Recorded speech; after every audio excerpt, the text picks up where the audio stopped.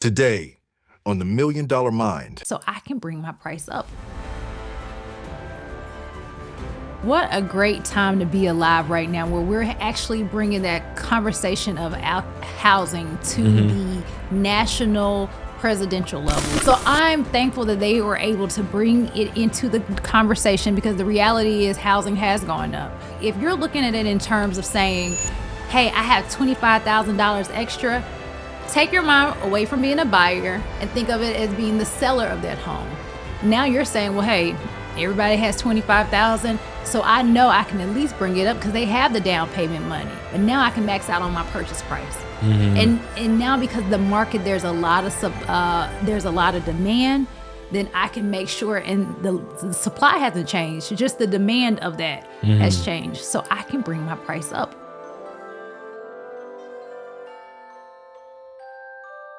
What's going on, millionaires? It's your guy Kai Speaks, back for another episode of the Million Dollar Mind podcast. It's just a blessing to come in here, do what I love every single week, and provide y'all with content on high level conversations, just conversations to just make you think differently, do differently, and be different, right? It's just like, how can we be 1% better every single day? And we got a conversation today that I'm excited to have. As always, we have Miss Erin McCullough-Wiley back in the building for a second time. Because I just feel like it was a lot that we didn't get a chance to talk about. Like, she gave us a lot of information on this real estate market, coming from the perspective of a new buyer, coming from the perspective of a realtor servicing new buyers, coming from the perspective of a realtor or an investor, right? Like, just from different perspectives, how can we look at this real estate market? And I have some questions, because as we all know, we just came up on an election year. We just had the election. Despite what your opinions and feelings are on who won, that's your own personal bias, and you are entitled to have that. But at the end of the day, we have to face certain realities. And so I wanted to bring Erin on here to talk about, the different realities on what could have happened and what can happen, in these next 4 years on no matter who would have won. And so, Erin, welcome back to the show. Tell our listeners who are listening to this for the first time a little bit more about you, and we can just dive right in. Okay, well, thank you for having me, Kai. Guys, my name is Erin McCullough-Wiley. I am your red bottom realtor with Family Realty, and I'm just really thankful to be here today. Yeah, I'm thankful to have you as well. We was talking a little bit off tape before we started the show, just about like our different feelings and like, coming up on like, how is the real estate market going to respond now, after this election? And I know a lot of people are wondering that, especially people who have purchased, real estate before, but mostly for people who have purchased real estate within the last, 3-4 years. And this is their first election year coming up. This is their first time now buying, and, there's a new change of power. This could be a different experience for them now, especially if they're thinking about, buying. Things could be different than when they bought 3 years ago, you know. And for those who are purchasing their first home or purchasing their first investment property, things can be different than what they may have been told from family members and mentors and stuff like that. So that's why I wanted to have this conversation, and I want to provide some value there. But we were talking about Kamala Harris's what her promise to the American people would have been if she would have won, which was that $25,000 first time home buyer grant. Yes. To kind of stimulate the economy. That's right. And to me, I that was one thing that I was a little bit curious about, like how would that look if she were to win? Not necessarily because I would have been excited, like, granted, we're all excited for some free money, right? Right. But what does that really look like to a real estate market when you talk about giving everyone who was thinking about buying their first home $25,000 to do so? From your experience, or I guess since I'm the least experienced one, let me share mine, and then you can kind of piggyback and share your expertise. I love it. Go ahead. Go for it. So this is what I'm thinking. You give $25,000 to anybody who's thinking about buying their first home. What you're gonna have is an influx of people who now think it's super easy to buy their first home, and even if they they might fall out later on, you're still going to have that influx of people, which is going to cause a surge in the market. And you're going to have like 50,000 buyers trying to buy the same home, and it's going to cause a seller's market. That's and right. So really that 25,000, yes, it's going towards your down payment assistance, but in reality, it's actually getting eaten up by the inflation of the home prices. Like, so if you're looking at a $300,000 home, you got 5, 6, 7, 10 offers on a home. Any seller is going to take the highest bidder. So you now looking at that 300,000 home, maybe paying 325, 350. I've seen this when I was in wholesaling, like 350,000 when originally the asking price was 300. So now you negative 25,000 if you're really looking at it like that. Is that kind of like what your experience, or were you nervous about that if that was to follow through? Yeah, well, first of all, let me say what a great time to be alive right now, where we're actually bringing that conversation of housing to the national presidential level. Most of the time when we're talking about it, it's at a very local level. You hear it from your mayoral candidates, you hear it from different maybe governors, but never really at this extent at the presidential level. Right. So I'm thankful that they were able to bring it into the conversation, because the reality is housing has gone up. But you're absolutely right. If you're looking at it in terms of saying, hey, I have $25,000 extra, take your mind away from being a buyer and think of it as being the seller of that home. Now you're saying, well, hey, everybody has $25,000, so I know I can at least bring it up because they have the down payment money.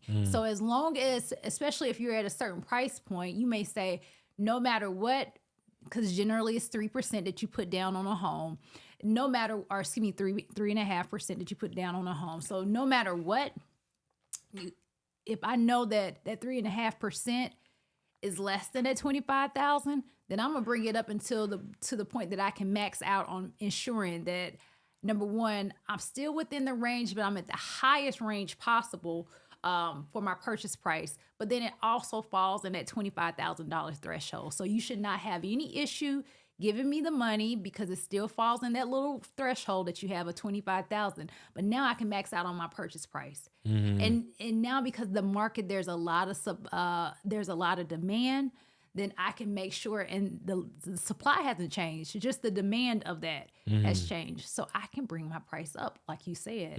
And we've seen that happen to some degree with COVID. Now, economists have been trying really hard to balance inflation and balance the economy. But the reality is that we're kind of working off of premises that are slightly different than yesteryear. So that 25,000, we may think that, hey, it just will have a slight surge, but the reality is it could have a huge influx in what is being done. And they didn't go into too much detail. Like, it was really just a lot of hot words that were being thrown out there. Yeah. They didn't go into too much detail, but I would be almost sure that the gambit would be like that 25,000 is strictly for down payment assistance. Like, you wouldn't be able to apply that to closing costs.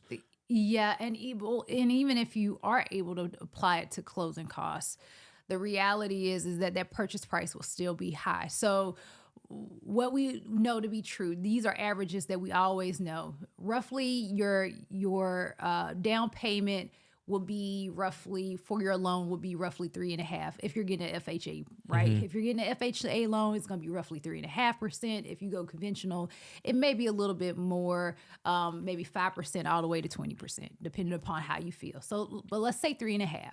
So you have 3.5% that you're putting down for your loan.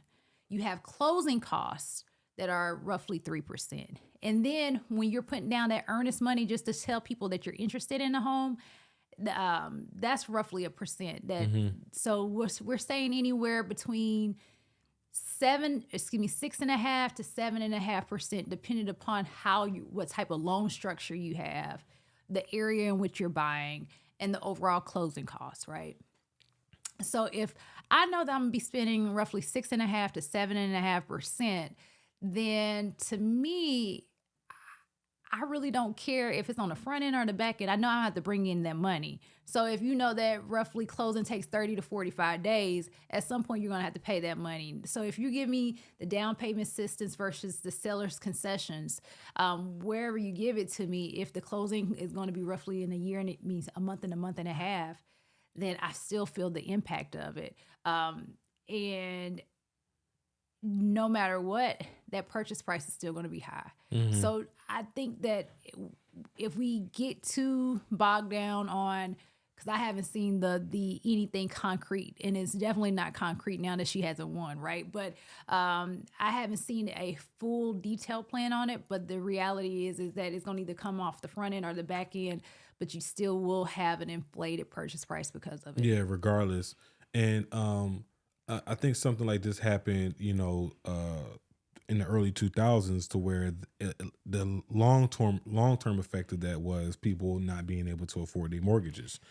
And that's one effect. But then also one thing that hasn't been clear that I've always been curious about, not always, but like recently been curious about, is in a situation like this, is it best to go FHA or conventional? And the reason why I'm asking that is because I know at least with FHA is required that they have to do like an appraisal. So like if there is like an appraisal happening, does that kind of save you? Because if the seller is, I got all these offers, I went into contract with you, and the purchase price was $350, even though the original asking might have been $320 or whatever, but the appraisal comes back $330, right? Like, does that save you? Again, the seller does not have to sell. They could always say, I'm gonna go with someone else, especially if it's a cash buyer. But is that like the added protection that you get if you were to go with like a FHA loan? So let me give some of the pros and cons of FHA, right? Okay. The first thing is with FHA, you have to put down essentially the least amount that you possibly ever could, right? Because it's federally backed. But the other piece of it is that because it's federally backed, the government is saying, hey, I need some additional insurances that you're going to pay this loan. So they have what is called PMI. Now, no matter how much you put down with the FHA loan, you're going to have to pay that PMI. And that is not only... What does PMI stand for? PMI is private mortgage insurance. So initially, when you see your closing disclosure, you'll see an additional insurance line that says, hey, we're going to add this. But also there's an additional monthly payment too. So, and that could be up to 5 years. So you're going to pay a little bit more on the front end, and then you're going to pay a little bit more each month. If you have the option to do a conventional loan, it may be beneficial for you to do so because you are eliminating that PMI altogether. Now, with it being said, back to your original point, the FHA does ask for an addendum, an FHA addendum that says, hey, we need to make sure that if it doesn't appraise for this value, then we can have a negotiation for the actual value. But the great thing about real estate is everything is negotiable. So you can ask for an addendum that's similar, but it doesn't say FHA on it, even if you're doing a conventional. So you write it in your contract and ask for that to be something that you look for. Hey, we need to make sure we have an appraisal. If it does not appraise at purchase price, then we can have a different discussion, Now here's the thing with conventional. I used to assume that all conventional loans were 20%, but I heard that there's like 100% finance conventional loans where it's like 0% down. There's 10%. They're like they even have 3-5. Like, so what is the difference between how like some people would get approved for FHA, but they wouldn't get approved for like a conventional loan? So the conventional loan is starting, the FHA loan is starting at a 580. So you have the ability to have the lowest credit score possible, and you're putting down the least amount in most instances.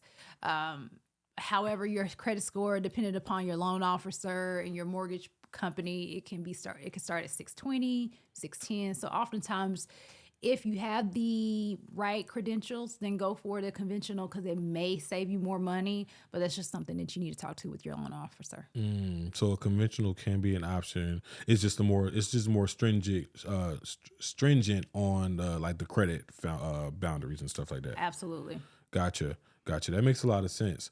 Now, obviously, this is like now we're kind of just talking, theoretics, because this one plan isn't going to happen now because she hasn't won. That's right. Let's talk about Trump's plan on housing, because I know you mentioned, I didn't even know that he had a housing plan. So like I must have missed it or just been overlooked because like the area I live in was a little bit more biased and they only honed in on Kamala's. But educate our listeners and re-educate me on what Trump's plan on the housing market was. Yep. So, like I said before, it's a great time to be alive because the housing conversation was brought at the presidential level. So both of them had their own plans. Trump plan has currently to it that he sees that it is a three-pronged approach.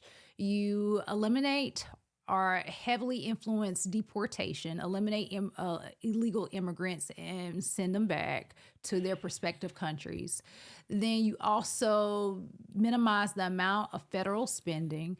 And then lastly, you cut the taxes. So if you have this trifecta approach, then we should be able to have the available income to purchase homes, and we should be able to move forward as Americans being homeowners.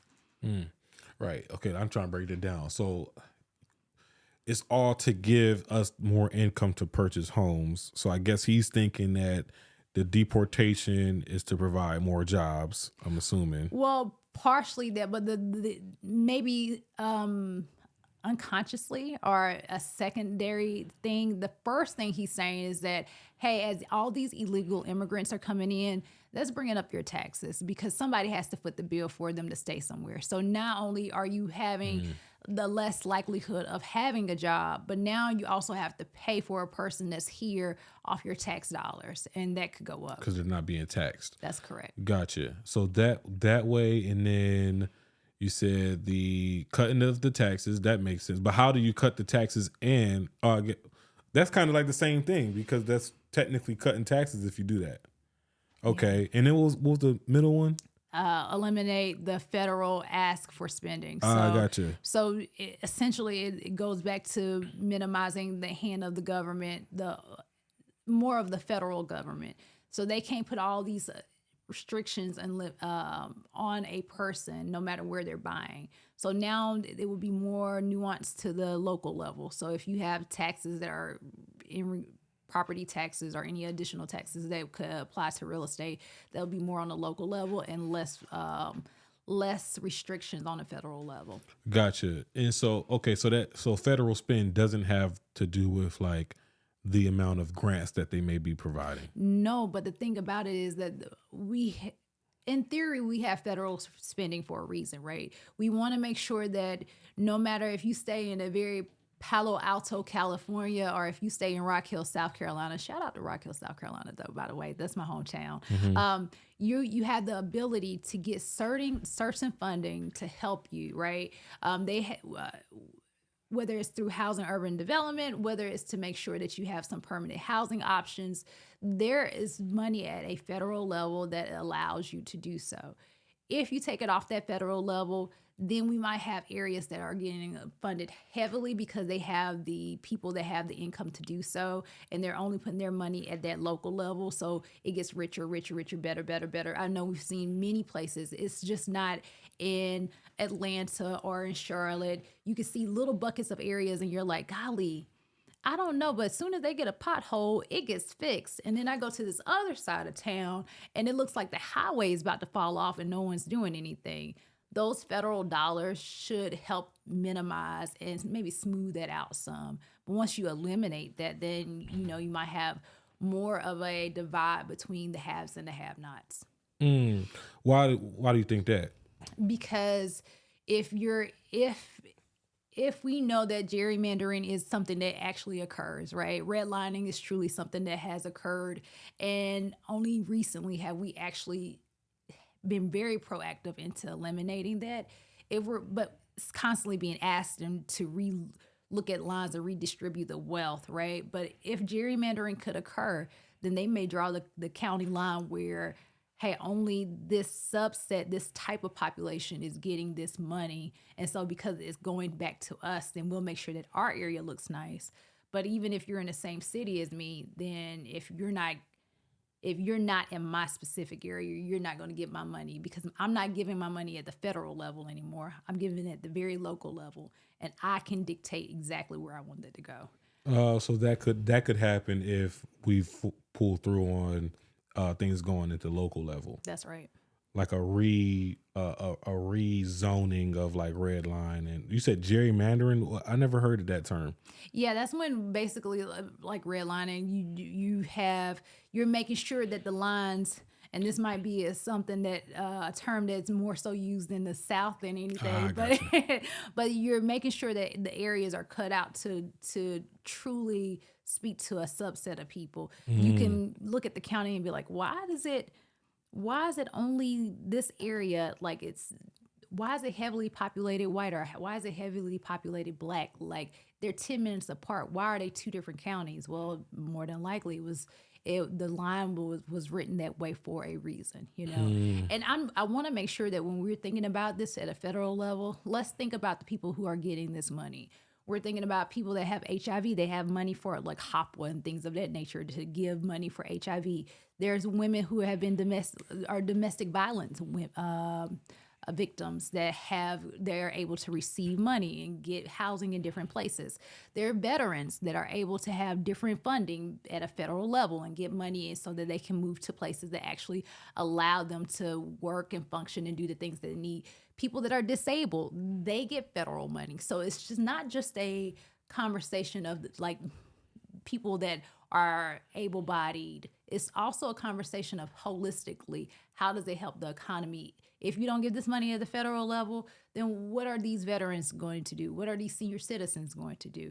Will that local level really give them the money that they deserve or that they need? Right. And it's like you're saying, it's possible that if it comes down to it, they could say, if you live in this area, you can get those things. But then now that group of people that you listed, if they're not in that area, then they will no longer get those benefits. That's right. Wow. And then also think about the fact that you might say, well, just move. Well, you just can't move because I'm just speaking from where I live. Like, right. I used to live in Smyrna, Georgia, right? Which is like right across the way from Vinings, Georgia. Mm-hmm. And, Smyrna is up and coming because they got the Brave Stadium right there. That's now. Right. And it's starting to get a little expensive to live, but it ain't nothing like Vinings expensive. Like Vinings, you talking about in Smyrna, the cheapest house you could probably find is a nice little modest home that's like $350, $400. That's it. And then Vinings, like the cheapest you gonna find, like somebody was living there for 30 years, ain't do no renovations, but just because it's the Vinings, it's a $550,000 house. I was about to say 600, but yes. Yeah. So you familiar with Vinings? Yes. Yeah. Yes. So it's like you can't just say the person living in Smyrna to just go move to the Vinings. Like it's just not gonna work like that. And then let's go back to the original conversation, credit score. If I've been homeless and I haven't had any money, or if I've been a veteran and I might have some mental issues or like physical issues, if I am a person who is a senior citizen and I probably have no credit because my husband had all the credit and now he's dead, they can use credit scores as a way to get around the fair housing laws and then eliminate some people. So keep that in mind too. Mm-hmm. Mm-hmm. Yeah, they do. I forgot about that. They do check credit scores now for even renting and stuff like that. That's it. And then now, does that also apply for like I said last episode? Like I know in Georgia they have you reserve like a certain percentage of apartment complexes for low income and low income housing. Do they also do that for low income housing, like the credit scores and stuff like that? It depends on the landlord. So I feel like that defeats the purpose. Yes. So some landlords they say, hey, these are my requirements. Now, Section 8, or I'm trying to think of, or any type of low income funding, they say these are our basic guidelines and we want to make sure that they're able to apply for that. But then the landowner or the landlord may say, I have an additional set of guidelines that I need to make sure they are applicable. So it really depends because Section 8 is looking more so at your AMI, and you have to fall within a certain threshold depending upon that zip code. And then they're looking at other factors like, are you HIV positive? Are you how many people are in your household? Things of that nature. Mm-hmm. That landlord may say, okay, all of that is good, but everybody that stays here has to have a 580. And unless you have an advocate that was probably be depending upon what level, but unless you have an advocate to say, no, Mr. Landlord, you cannot do that they get away with it so many times because often that person this is not their first no. They've already borderline defeated. They're just trying to find a home. They don't have time to go back and forth with anyone. They're thankful that they're able to get into a certain location. So Now, Section 8 and low income housing, are those the same? it can be. It can't, but it's not. It doesn't have to be. No, it doesn't have Right, to be. because I about to say I wouldn't, because I know some low income housing that's like on the belt line. You wouldn't necessarily consider Section 8. So what is Section 8 housing? Section 8 housing is is federally, there's money that's federally given. You, like I said, you have to have a certain mandates. Usually they follow AMI, the amount of people you have in your household, and if you, depended upon what level of, based off of the people that you have in your household, your disposable income. Then they say, hey, based off of all of these criteria, we'll give you a voucher. This voucher is worth X amount of dollars. You have to stay within the zip code, try to find a place. You can either have different programs to help you find a house. There are some that go specifically only for Section 8, but then there's not necessarily other criteria. So low income can also say, hey, we're only specifically giving this to transgender people. We're only specifically giving this to people with HIV. We're only specifically giving this to senior citizens or veterans. And that is all part of low income housing too. And they're saying that, hey, more than likely your AMI is not as high as it would be if you were just going for Section 8, or it may be a little bit higher, who knows? But because you fall in these subsets, we'll make sure that we'll find you a place. Wow. And so, I mean, you just said again, like, is Section 8 is federally given. So that could also be affected if the federal spend was passed down to the local level as well. That's it. And so that would even almost guarantee that Section 8 housing may only be in specific areas versus in others. And this is the thing, people. There's not currently a director. So the part of this administration is that they're going to have to appoint a director of HUD, Housing of Urban Development. And all of these programs fall under HUD. So depending upon who they place, he being the president, places in there, then some of these programs can be possibly eliminated. Some of these programs can possibly be, he can take the time to figure out who he wants to appoint to ensure that some of the spending at the federal level is moved, and then you've freed up the budget and now you can add it back to the local level, So just keep in mind that even though the presidency, that election was important, see all the nominations and appointments that are given from it too, because those are the things that really impact us. This is some information that I feel like could be scary to a lot of people, but also something that we should be keeping our eyes closely on to kind of see like how we need to be moving over these next 4 years. Yeah, but one thing, it's always mindful, stay woke, right? Right. But I do think that the one thing that I want people to really hone in on is the fact that buying is always the better option. If I had to say rent versus buy, I would always tell the average Joe, you should buy, because now you're not as impacted. If I have a house and I have it at a 6% rate, I'm not impacted with the landlord going up 200% because now laws have changed. And now he's saying, hey, I don't have to, sell my house or rent it at this amount. I can rent it at a different rate, right? You don't have to worry about surges within the market because you're no longer in that market because you already have a house. And honestly, if there's a surge, you probably will benefit from it. So it's like buying is still always the best option. So even if other things or other factors are moving forward, still come with a great realtor. I know a couple. I know one that's talking to you directly, right? But talk to a realtor that actually has a plan on getting you into home ownership. And you can easily do that. And once you get there, you're not as impacted with all of the other things, right? So stay the course. Don't let little things like this bother you on your overall goal. Be mindful, understand the impact. But if you're thinking about renting versus buying, the answer is always to buy. Wow, the answer is always to buy. I know a lot of people who will probably disagree with that, but I would love to extend this conversation to provide like the backup. Like, so let's talk about that plan for the person, the low income person, the average Joe, who does not see that in their future. What is the plan to get them to home ownership in 2025? Okay, so we're going to look at 3 simple things. We're going to say, hey, what's your credit score?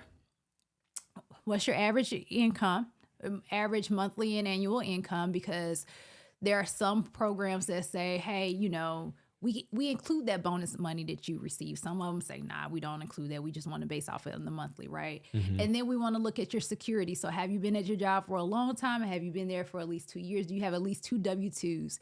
Now, you don't have to be at a job for 2 years. Don't get that misconception, but they do want to see employment. They want to see some form of employment. Absolutely right. So and what I'm learning, and correct me if I'm wrong, is it can't be like 1099 and then W-2. It has to be both W-2. Well, it would be preferred to have both W-2s. You can have a 1099 on the side somewhere, but it prefer to be both W-2. But honestly, there are some programs out there right now that are taking people that have 1099s and they're saying, hey, produce to me not only your 1099, but also produce to me your balance sheet for your business and your P&L, your profit and loss, your income statement. Mm-hmm. All 3 things mean the same. And based off of that, then I'll take a percentage of that and apply it to your whatever is on your 1099, because I know at least you can bring in this money. So I might not count it 100%, but I'll count it more so that we can get you into a home. Okay. So people are being creative. Okay. But I will say that if you have all of those things, you're moving forward. You're saying, hey, let me get a 580. Hey, I know that I may need $5,000 or $10,000 for this house. I would love for my realtor to negotiate for a seller concession so I don't have to pay anything at closing, but I'm not banking on that. So I'm looking at my 401k or whatever form of pension or whatever you may have. You might have, if you're working for a nonprofit, you might have a 403b, whatever you may have that says, hey, I can give you some money for your first purchase. Then you need to figure out what your plan says. Then you're also looking at your credit and you're saying, hey, am I at a 580? If not, has my mortgage provider told me or the lender told me specifically what I need to do? I'm not just going to pay everything blindly. Like, tell me, I need to put $17 to this card. Do I need to put $20 over here? That's what I will do, right? And then you're just moving forward and making sure that you're staying in your range, because it's important to realize that a lot of homes that you see in the market, they're always going to give you the bells and whistles, but is that always what you need as your first home? Don't minimize or devalue sweat equity. I think that you'll see a couple YouTube videos. Maybe you'll see some on the MDM. I don't know, but you can see a couple YouTube videos, get some free courses at Home Depot or Lowe's, and try projects on your own, and you'll be surprised at what you can do. But home ownership is always best because you don't have to worry as much about the fluctuation of the market. And then most of the time when it does fluctuate, you appreciate and it fluctuates in your favor. That's this is all very interesting to me. I want to go back to what you were saying about that. The first step of that plan of course, getting the credit right. 580 is the minimum. If you're close to that minimum, I guess before I ask this question, you mentioned how, of course, I would like the average Joe saying, of course, I would want my realtor to get me as close to, zero down as possible, but I want to have a backup of come up with $5K. Is that really a situation that is realistic? Like truly coming to the closing table with $0, or because I had a few banks that were like saying like, oh, it's required for the buyer to at least, if you go on FHA, to at least pay the 3.5%. Like that has to come out of the buyer's pocket. Is that a bank requirement? Is it an FHA requirement? Or is this like a federal requirement? Like when they say it's required, who's requiring it? Oh, that's a good question. In my experience, I have not seen where they said the buyer had to. So I would say that would be a lender requirement, because you can get seller concessions and get them to go anywhere. I mean, now so I'm thinking in theory. So let's say in theory, if I had an FHA, Aaron McCullough have an FHA loan for $200,000 before I was married, right? So I got an FHA loan, and I was able, for $200,000, for some crazy reason, I was able to get 10%. I got $20,000 in seller concessions.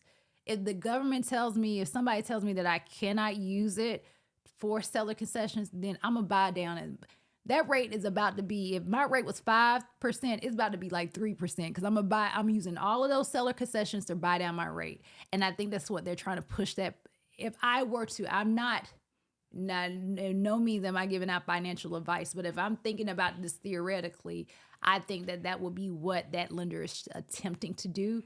But once again, it's a case by case basis, so I don't want to give any predicaments. But I think you might be right, and I think so because I'm sharing off of like my personal experience. I think that's what happened to us, because like we just knew what we were looking for, and we wanted to kind of come to the table with as little of our funds as possible, as most people would want to, right? Like if I had $15,000 to invest, I would rather keep the $15,000 so I could invest it in a different area, right? That's it. And so that's what our goal was, and our realtor said, yeah, that's possible. We could, I had someone, it was an 18-year-old kid, he came to the table with $800.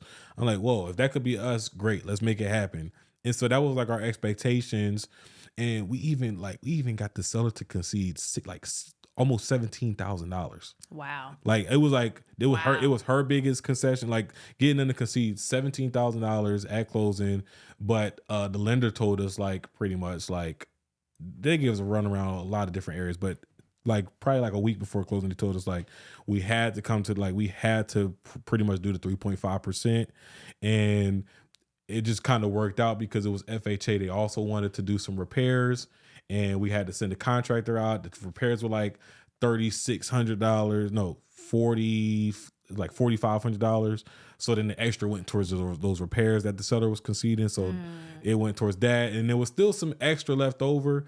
But I think what they did, because the discount points on the what you pay the lender for funding the deal at closing, it went from like 1.8% to just a flat 1%. So it kind of lowered our closing costs that way. I think that's what they ended up doing, because we were like wondering like, why do we still have to bring X when we had all this money being conceded and our closing costs weren't that much? That's it. And so I think that's what they did, was kind of buy down the points in some regards, whether it was the rate or the points at the closing costs. Yeah. You have to be careful with that those discount points, like sometimes what I advise my clients is to make sure that when you're getting that closing disclosure, to make sure that lender goes over it and ask questions on everything. If it does not make sense, I don't care if you have a degree in neuroscience, you're thinking about nanocells and things of that nature. You're not thinking about, in theory, discount points may make sense. Like, oh, okay, something is discounted. But no, make sure you figure out the why, because if not, things like that can be done, and they're always done. Yeah, I mean, some lenders call it discount points. Others, like a broker, might call, what do they call it? It starts with a C, right? Like not a convenience fee, but it's something with a C. But like they call it different things, right? And at the end of the day, it's just their commission for funding the deal. That's like right. for people that are like seeing this for the first time. And like for us, I'm not gonna name the lender, but we definitely had a crazy experience with them. Like they were just kind of like sending it to us and like not trying to explain it. Like, so I would have to kind of like explain things to my wife, and to her, all of this is Chinese. So like I got it, as most people. Yeah, and even to me, like some of it was Chinese. Like, yeah, I've been in wholesaling, so I never looked at like this detailed of a HUD. Even when I was wholesaling, like I didn't even look over the HUDs. I just made sure that our cash to close was right and theirs was right. That's all. I didn't look at the details of it. So like to me, it was even still a little Chinese. So like I remember like when he sent us like the first, like, when you get the like first like it's not the closing disclosure, but they just give you the fee sheet. Yeah. When you like first get pre-approved, like the first fee sheet said it was the 1%. I'm like, oh, okay, this is cool. That's good. This looks attainable. This okay. Then the second one, it added like our earnest money deposit. Then it added another thing, and I was like, why is it a little bit higher? And I look up, the discount points were like 1.675. I'm like, all right, I'm not going to bring it up yet. I'm gonna wait. Just write it down. Then the third time he sent us the fee sheet, it was like 1.8. And I'm like, yo, this is crazy. Every time you send us the fee sheet, it's like you're charging us more. It's like, are you charging me every time you send me a fee sheet? So, and then like finally when we got the first initial closing disclosure, I seen it, I asked the question, and then it wasn't until like the day before, 2 days before closing, he sent the like final closing disclosure, and then the discount point went back down to the 1%. And I'm like, okay, all right, now this is more like it. But it was just like so finicky, and just like the communication was just very, very much lost. And so as a buyer, what I would have done differently is just kind of like knowing which questions to ask the lender before, like, I guess moving forward with a specific lender. Yeah. Because like you don't know. I think that's another thing we talked about last time you were on the show, is like what to ask your realtor, like to make sure you have a good realtor as a new buyer. But I think one thing that was missing was like, what do we ask these lenders to make sure that this lender is also going to advocate for us as a new buyer, and they just not trying to like, they don't just look at us as just another deal. That's it. And sometimes if you speak to the lender and say, hey, I want to bring my realtor in on this call,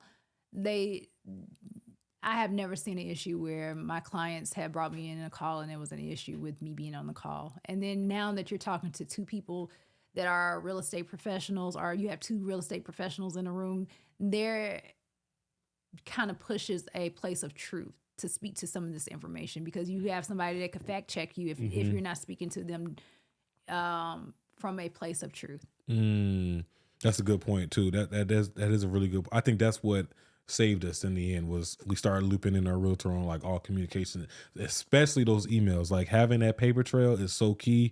And like there would be times like where they would like respond to only me and like leave her out, and then I just gotta like forward it to her and then like add her back in the response. Like it was really annoying. So like just stuff like this, I'm using my pain as like a lesson for not only for myself, but for people that never been through this, to kind of like see how to avoid it going forward.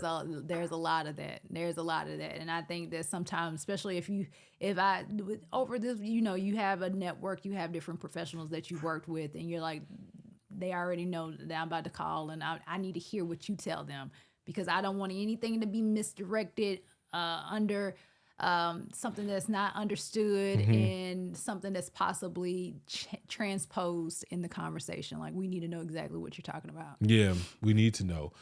Speaking of things that we also need to know, is like we talked a little bit about, now we went over what Kamala's plan was and what Trump's plan is. You know, what can we look forward to, or what should we as new homeowners or new buyers in the market, how should we be moving now in these next, I guess this next 3 to 4 years?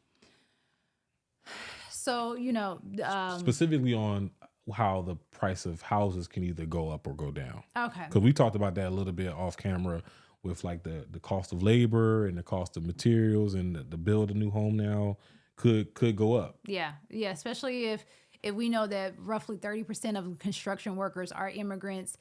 And let's just say that number is probably conservative, because there may be some construction workers that are not being counted. But let's just say, even if you're the possibility of deporting anyone because they may have an illegal status, and that goes down, then the cost of construction may go up. But I think that the piece of it, that whether it's 3 to 4 years from now, the one thing that you need to always keep in mind is that, hey, we know the market may go crazy. Like, I don't know if we talk about just what indices are always discussed or you're looking at, but we know that, since the election, everything has been just, you got Bitcoin at like, what was it, 80,000? I don't know. Yeah, it went up. It's something crazy. It's probably it's probably guaranteed to go down soon though. It's going to go down. And that's the thing that I always want to make sure that everyone understands. Whether it goes up or not, the market has always historically shown to correct itself. So once it goes up, it'll go down. So if you know the market is going up and interest rates are going slightly up because the markets are going up, then once it goes down, then the interest rate is going to go down as well. So don't get so tied into just looking at one portion of that market and saying, okay, oh my gosh, it's looking crazy right now. Look at the bigger picture, look at a year and a half worth of data and say that, hey, it's still a good time to buy.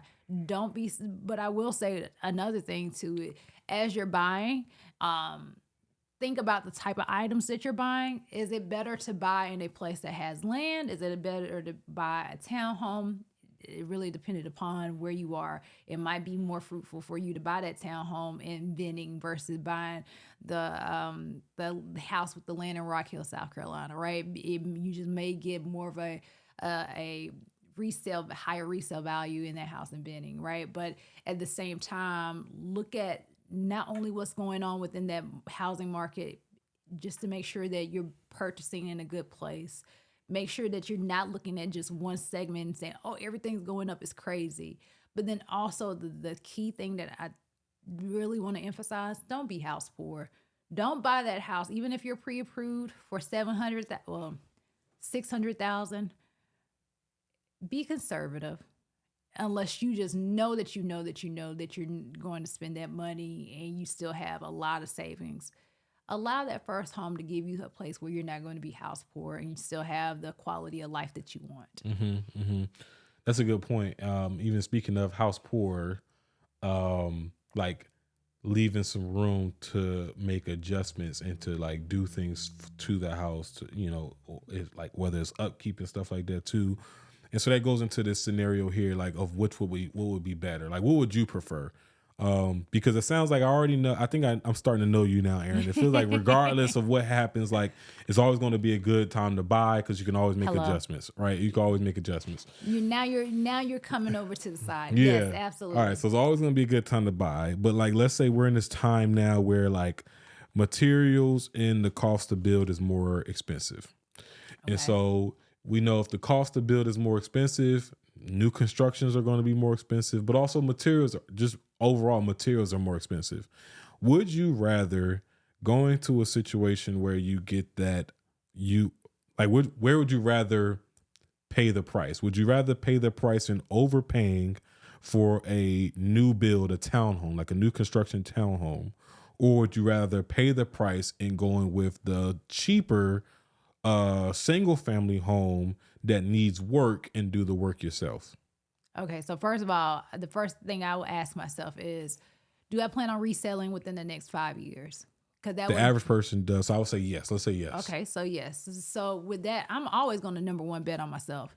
If I know to be true that the resale value percentage wise is higher on that pre-owned home, then I'm going with that. If the resale value within the next 5 years on that new construction is substantially higher, then I may consider that new construction. And I may not put as many bells because they're going to always try to upsell you on having all the bells and whistles. I might not put any bells and whistles in that home.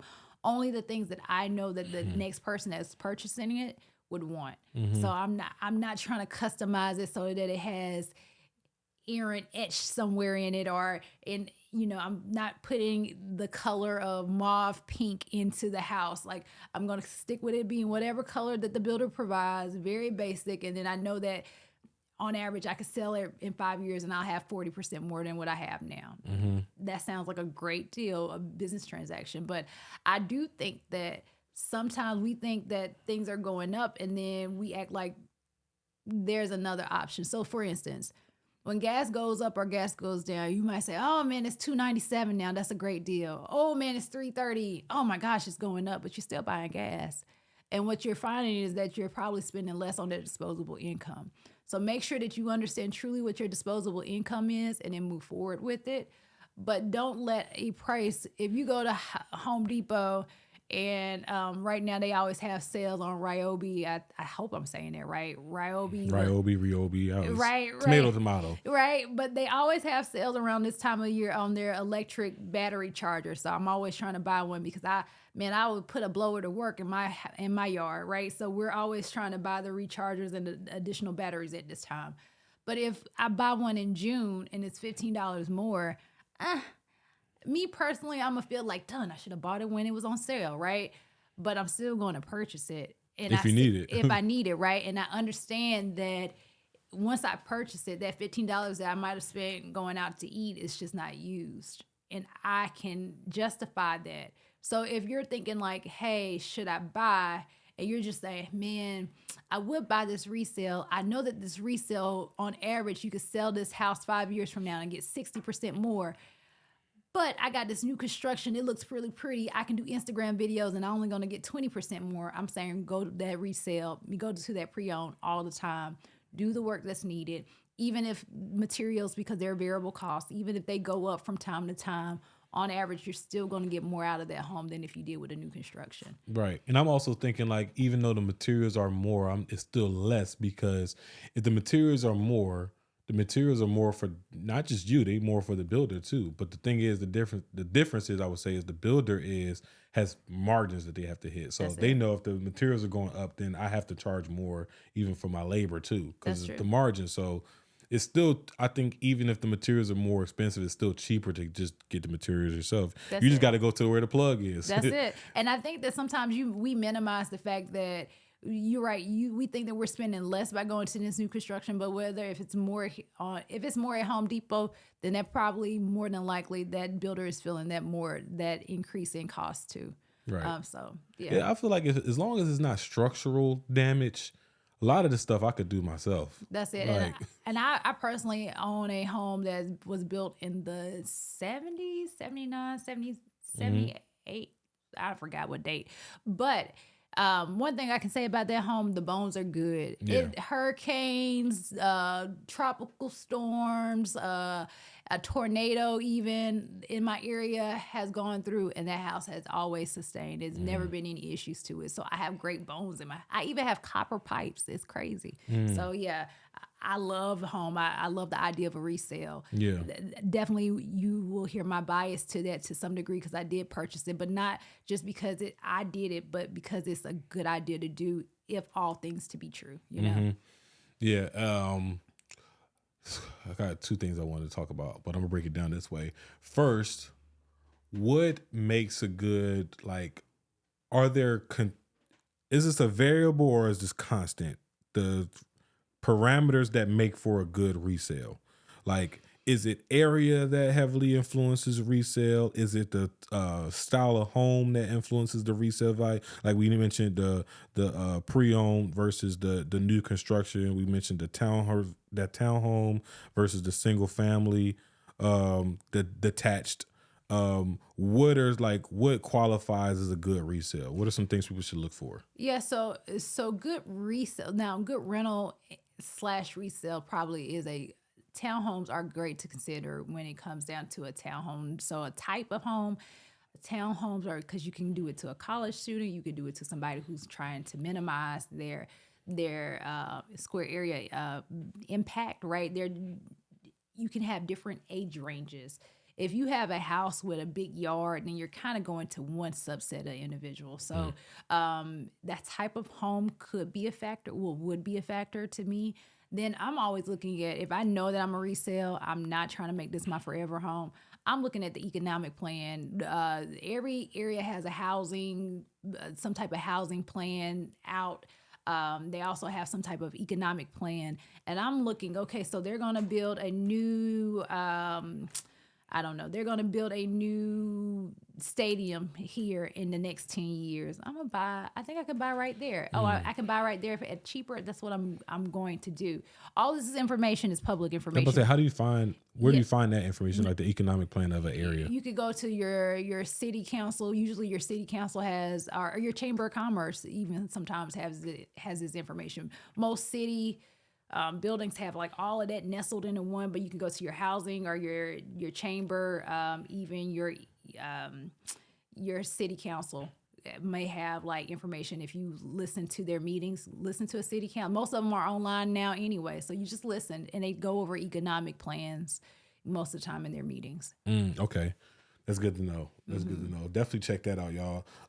So the next part of that question with the resale is, now, what are some good projects that increase the resale value of a home. Like I always laugh at this story because I remember back to my wholesale days that we had this one guy who was like trying to like we gave him our offer. You know, of course he wasn't happy with the first offer because first offer is always the low offer.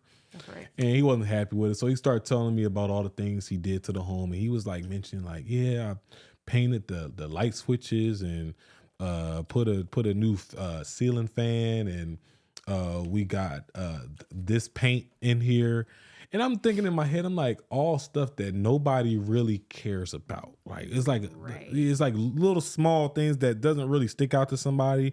And the first thing that stuck out to me was like a project that most people care about is like renovating a master bathroom. Yeah. Stuff like that. So in your experience, what are some projects that increase or have a high likelihood of increasing the resale value of a home from when you purchased it to when you're ready to resell it? Yeah, so kitchen sale homes, kitchens and bathrooms usually sell homes.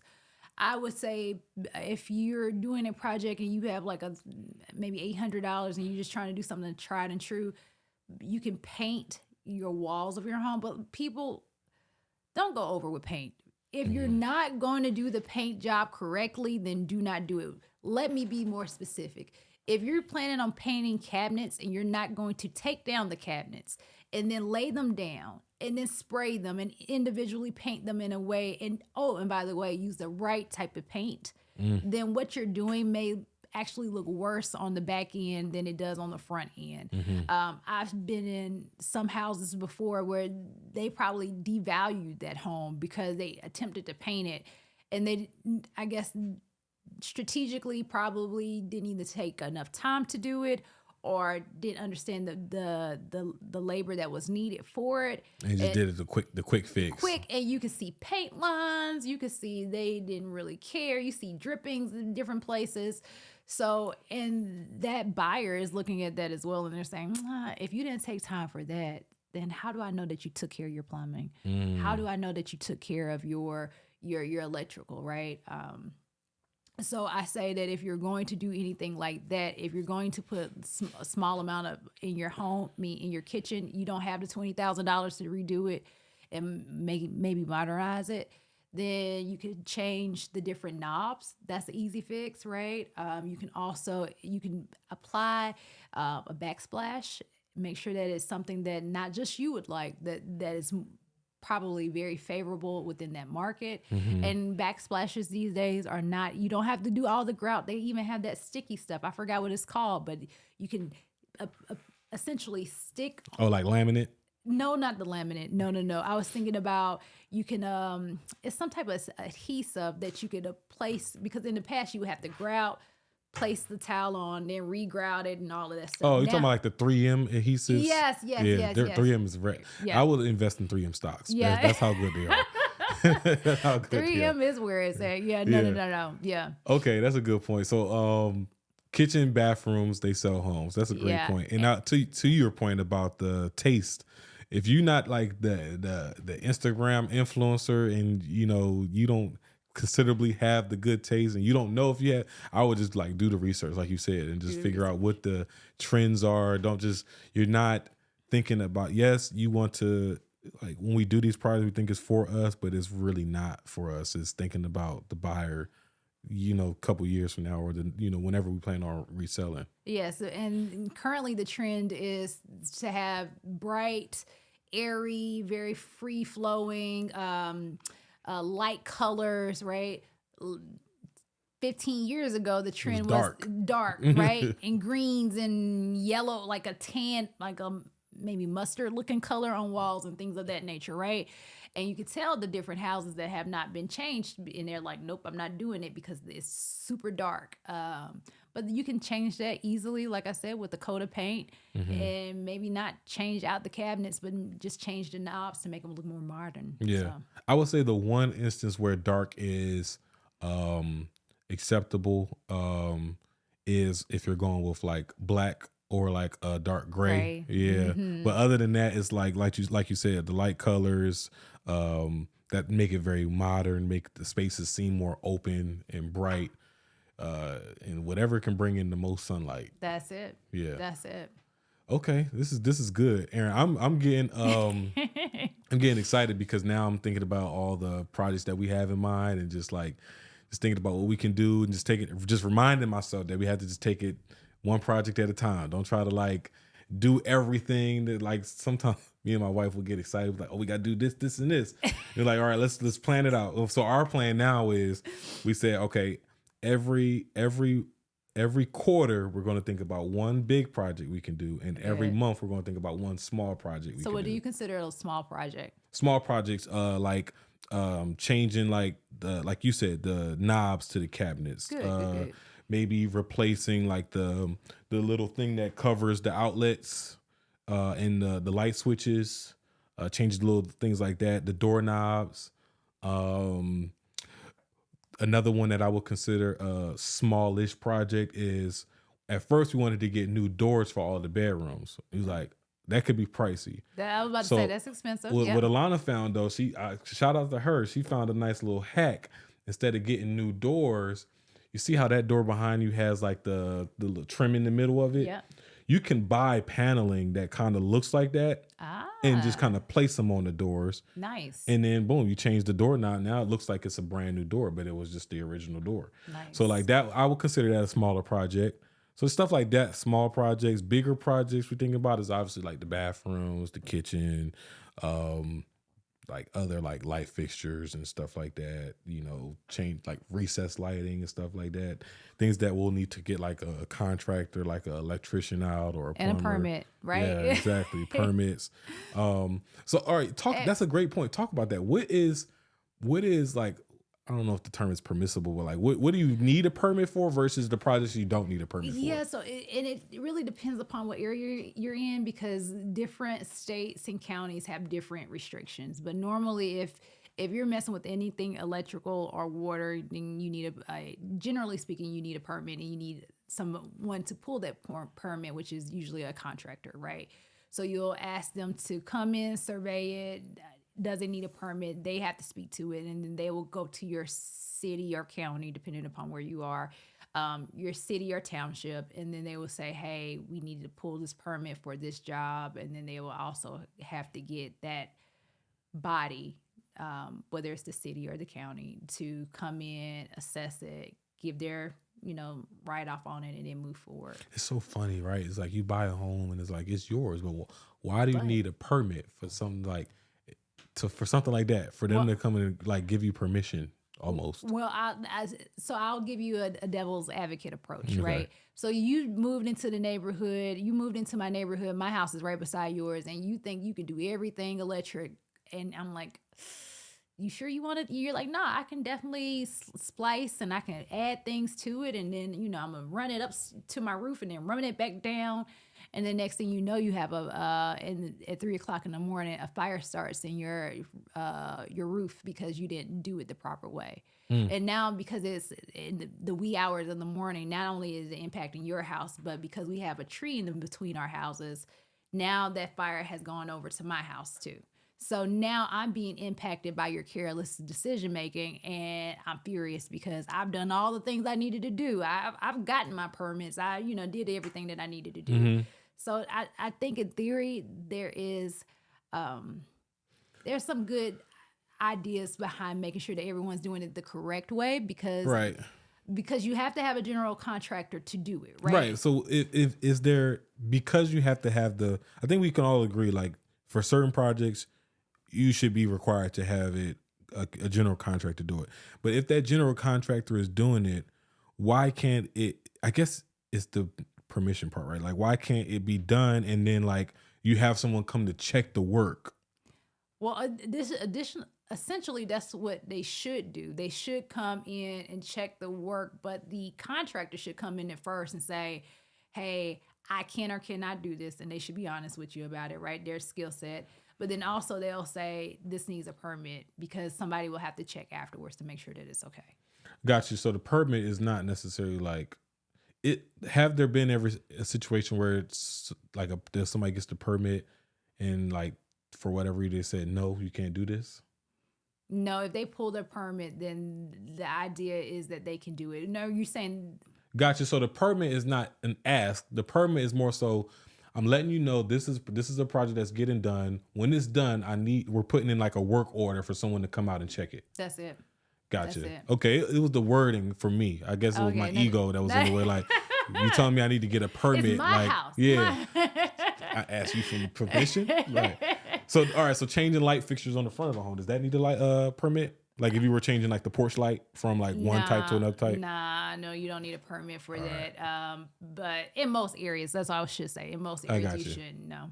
But if you were doing something like, I'm trying to think of what you would splice for whatever reason, or if you were adding an additional outlet out on the outside and you were running wires, or in my instance, like we got lights outside our house, right? When we purchased our house, it didn't have lights out. And I'm like, no, I want lights outside.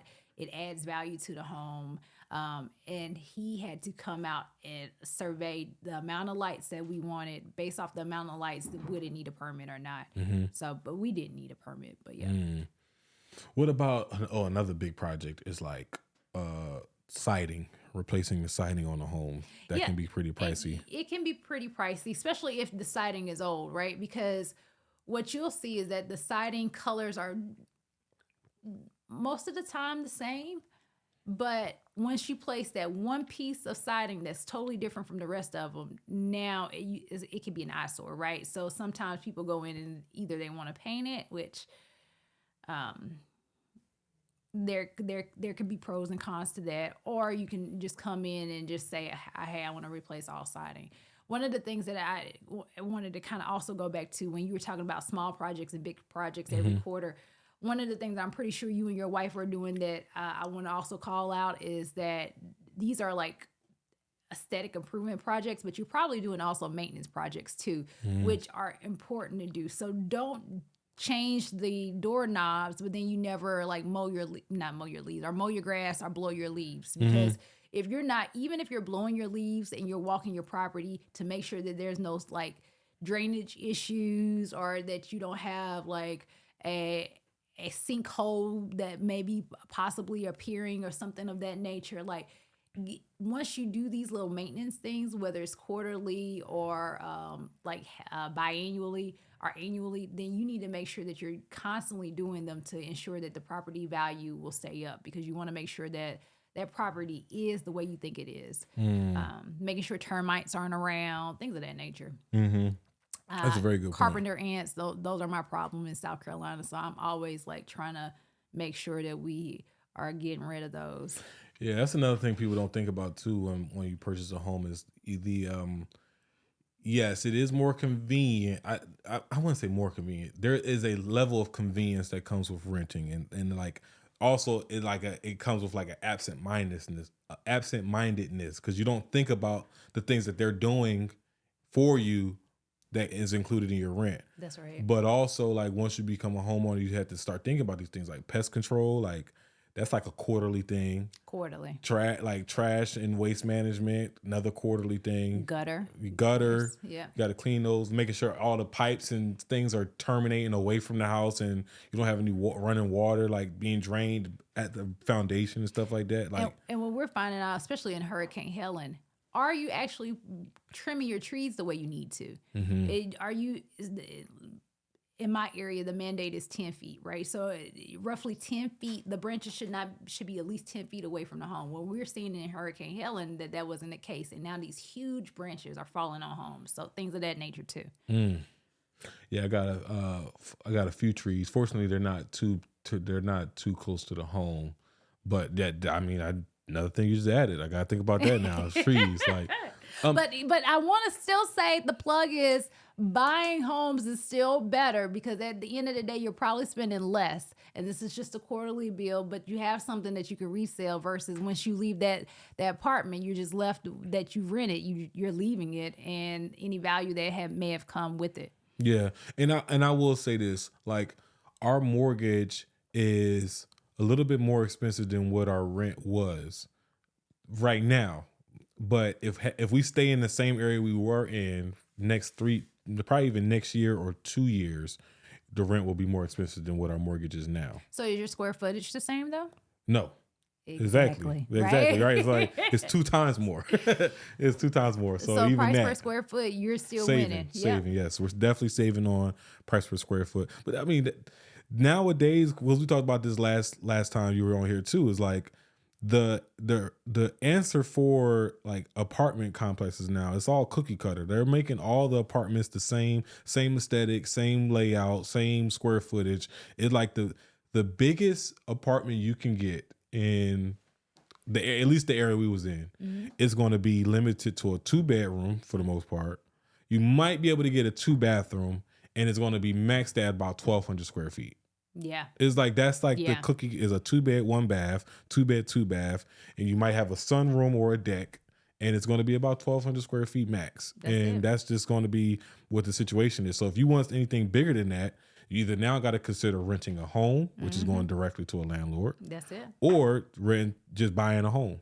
Which at first you might be like, when you talk about the overall expenses from when you first make the purchase, it might be a little bit more if you like break it out over 12 months. But that next year, like now you get, that's where you start getting into saving money.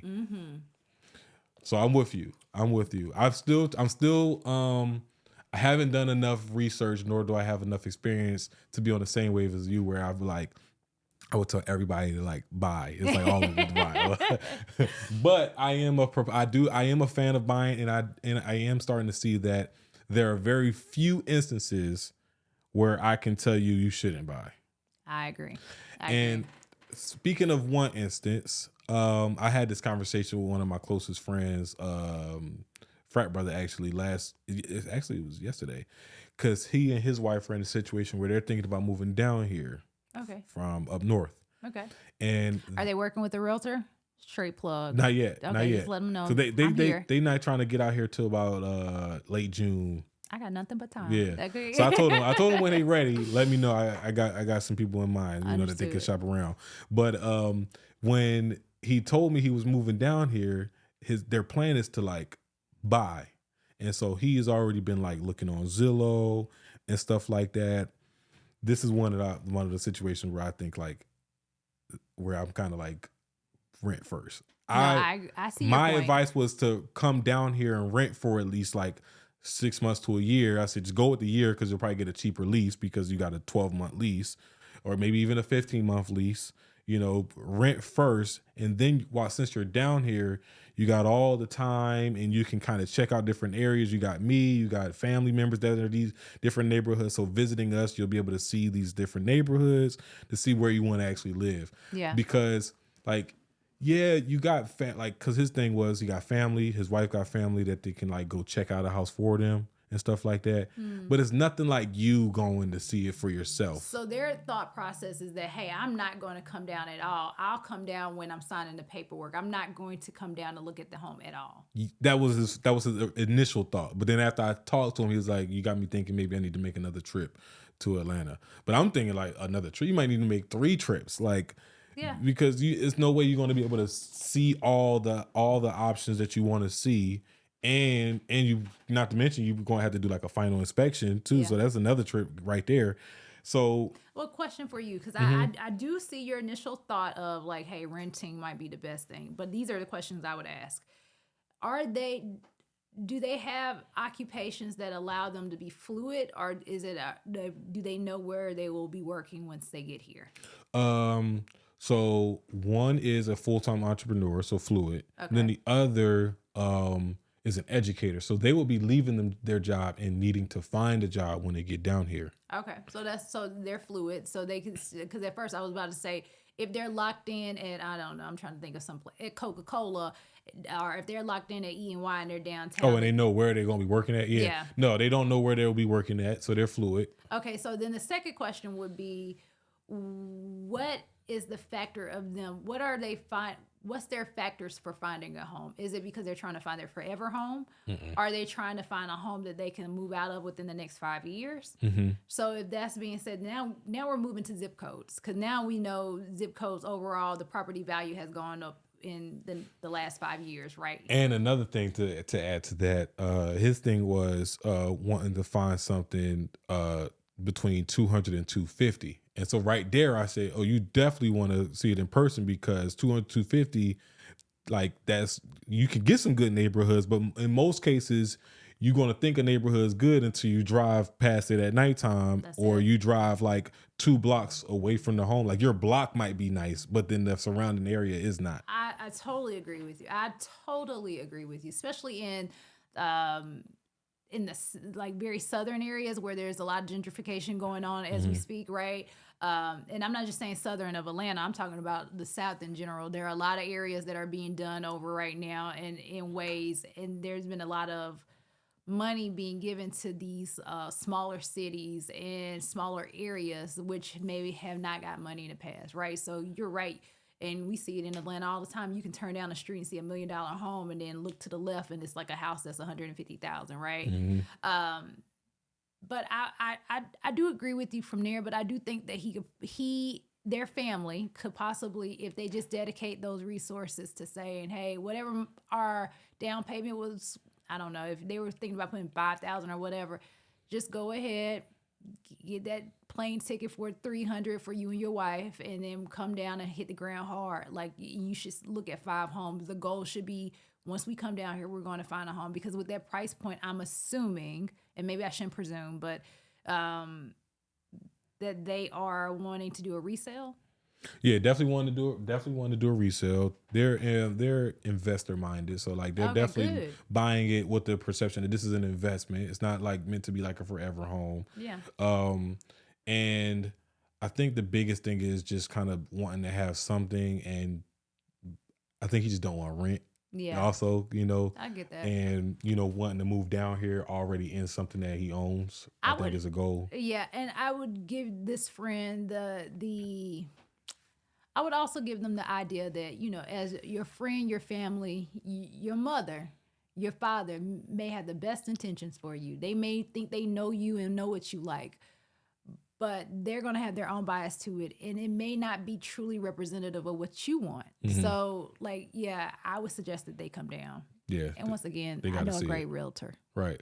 So you think they could still make it happen? They could still make the buy happen without having to like live down here for a year. But what they could probably need to make like 1 or 2 trips, where each trip, like they might spend a weekend and all they doing is looking at homes, doing tours. Yeah, and drink that coffee.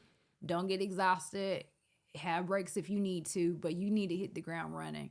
And I would say, if it were me, I would place in my budget at least 3. Now you might find it on the first time, right? But at least 3 times, that would be my budget for coming down here, and before I find my home. Oh, at least 3 trips down. Yeah, that would be my budget. Yeah, that's a good number, because you got what were you thinking, like 2 for the tours, and then 3, the third one for the final inspection and closing. That's it. Because final inspection, you can make that happen like 24 hours before closing. That's it. Yeah. Gotcha. Okay. I mean, that's good. Aaron, I want to switch gears a little bit, because you told me that you're starting to do you're going to do a workshop coming up soon. Talk to us about the workshop. Yeah, I'm inviting everyone to my free webinar, my free workshop. It is teaching agents how to make $50,000 within real estate. So, and this is part-time. Once again, I want everybody to understand that I do things full-time as well, but real estate is something that I do part-time. And I slightly want to make sure that I'm using the vernacular that people are identified with. I'm not saying part-time with my effort. I am a dual professional, but as far as the amount of hours that I have to put in, this is not the full-time thing. You do not have to sign over your life and say, I'm only thinking about real estate. You can do other things as well. But let's give it a try. And more importantly, not only are you giving it a try, but you're able to do it within a range if you're doing it in the right way where you're able to make money. That's a great point. We have a lot of new realtors. I know a lot of new realtors that are still trying to make that transition from their job. Like, even me. I mean, I consider them like, hey, while I got this job, maybe getting back into real estate, being a real estate agent on the side might be how I get back into it. Who knows? Or That's might be right. just picking up a couple, getting back in the wholesale or whatever. Just to be, for me, my mindset is I just want to be back around real estate transactions and real estate conversations, which is why I love having conversations with guests like you know, on the show, because we get to get back into what we just talked about for the last, 90 minutes or so, right? Like just real estate conversations, investing into real estate, buying, reselling. Like these are all fun conversations that we just had today. Exactly. So I love having you on here. I love chopping it up with you, Aaron. Where can they get more information about the workshops? When do the workshops start? What time? What do they need to bring with them? Yeah, so we're doing them every Sunday and Thursday. The workshop is going on. It starts at 6, 6 and 6:30. We're making sure that as you're cooking that dinner, you can sit in for 30 minutes, hear what's going on with the workshop, but more importantly, understand that when you're coming into it and you're doing it and it's not your full-time job, there are ways to do it so that you're being effective with your time and making sure that you're able to add value. That's great. That's great. I could definitely see the value, and any real estate agent that tapped on here, I'm sure they saw the value as well. So we're gonna make sure that they tap in. For our listeners, I want to make sure that y'all like and subscribe first, but also share this video to any first-time home buyer that is getting ready to purchase their first home in the next year. Make sure you send this to them because it was some game that was shared. They might have to watch this once. They may have to watch this 2 times to be able to get all the information that was shared. And make sure y'all go back and watch the first episode we had with Aaron because there was a lot of information shared in that one as well. Make sure y'all leave a comment for what y'all favorite part was about. I know my favorite part was when we started talking about some of those projects because, she really just gave me a consultation right now, on some of the projects that we should be thinking about. But y'all leave a comment on y'all favorite part of this conversation. Aaron, tell our listeners a little bit about where they can find you and anything you want to leave them with before we let you rock out. Hey guys, like I said before, my name is Erin McCullough Wiley, Wylie. I'm your red bottom realtor with Family Realty. You can find me on Instagram, Facebook, DM me, email me, send me a pigeon, and I promise you I'll find it because I want to make sure that I'm able to service you.